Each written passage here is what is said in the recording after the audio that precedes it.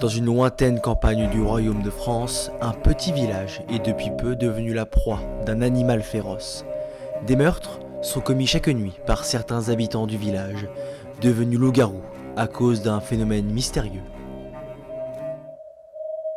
Les villageois doivent s'unir pour éradiquer ce fléau. Voilà tous les ingrédients d'un bon jeu, le loup-garou. Une affaire semblable, il en existe dans l'histoire de France. Là aussi, il est question de villageois, de chasseurs et de loups. C'est l'affaire de la bête du Gévaudan.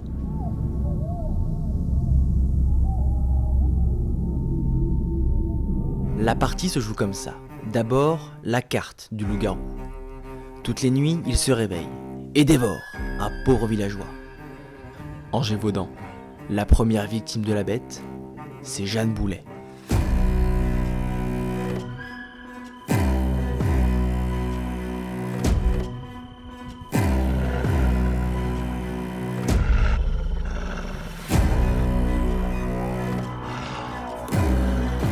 Jeanne Boulet, une jeune gardienne de troupeau du village des Ubasses, non loin de Langogne, ne rentre pas le soir avec ses bêtes comme il était prévu, et on retrouve le corps en partie dévoré en la recherchant.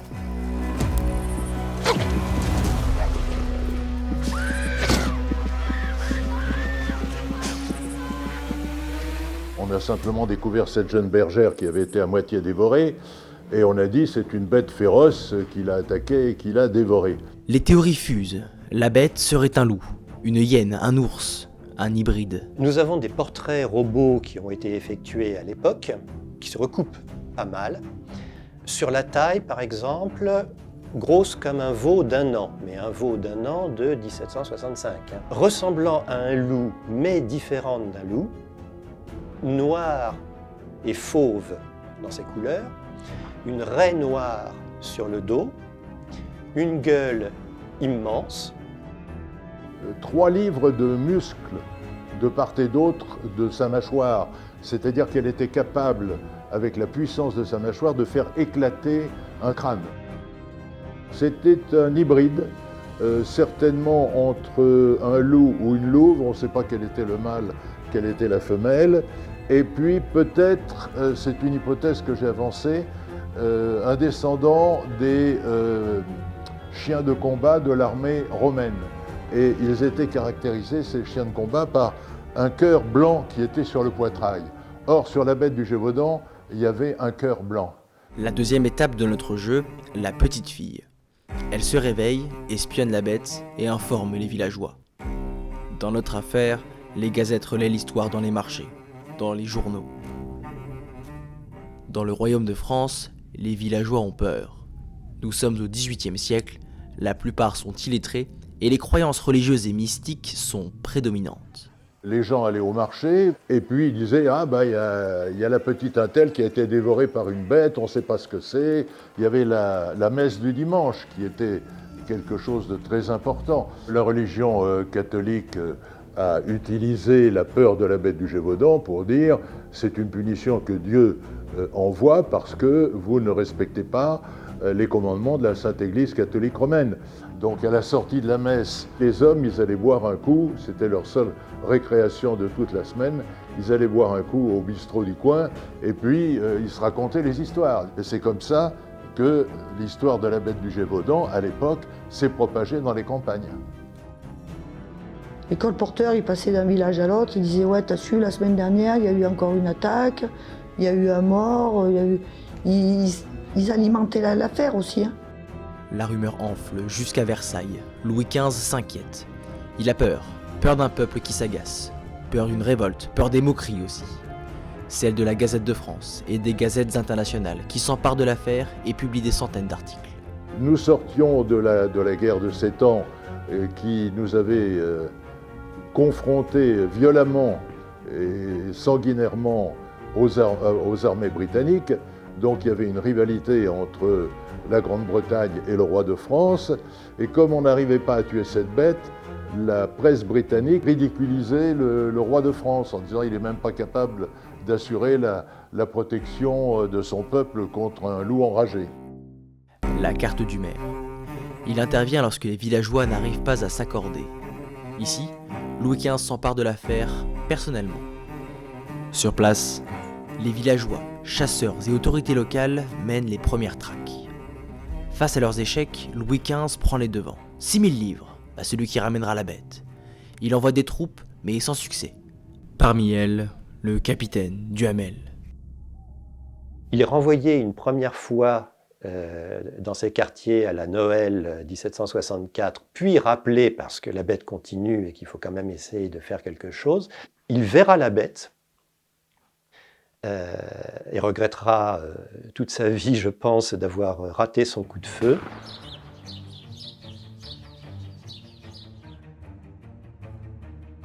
Effectivement, à chaque fois, le résultat qu'on a, c'est que on a vu la bête dans le territoire de la chasse. Chouette! On se rapproche, la bête est signalée en dehors du territoire de la chasse. Elle a fait une victime. Raté.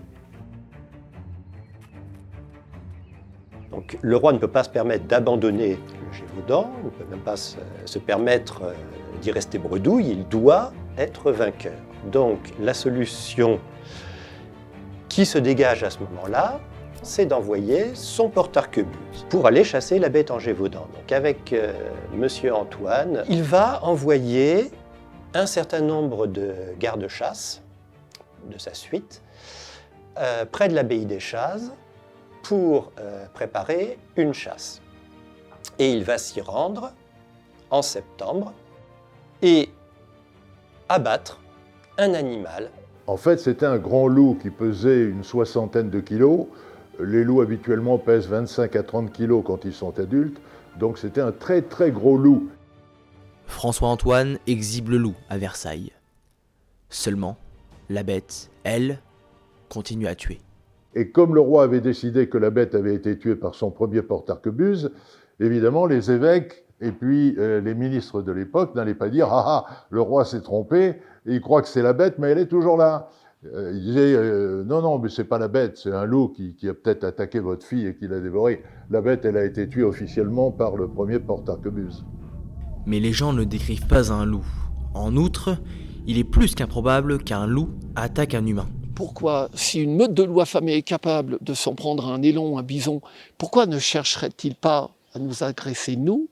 C'est parce qu'au niveau de leur tableau de chasse, la position bipède n'existe pas. Il peut se montrer dangereux pour l'homme, et il a pu l'être dans le passé, dans la situation où il serait effectivement enragé.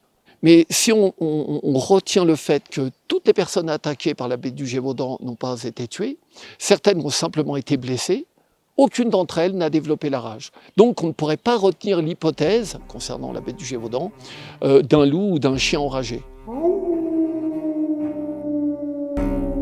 Dans le jeu, il y a aussi le chasseur. Il a le droit à un dernier tir avant de mourir. En Gévaudan, ce chasseur, c'est Jean Chastel. Il tente sa chance. Le 19 juin 1767, quand il a vu la bête, il a tiré, il l'a tuée. Elle a été autopsiée par 2 chirurgiens du roi le lendemain matin.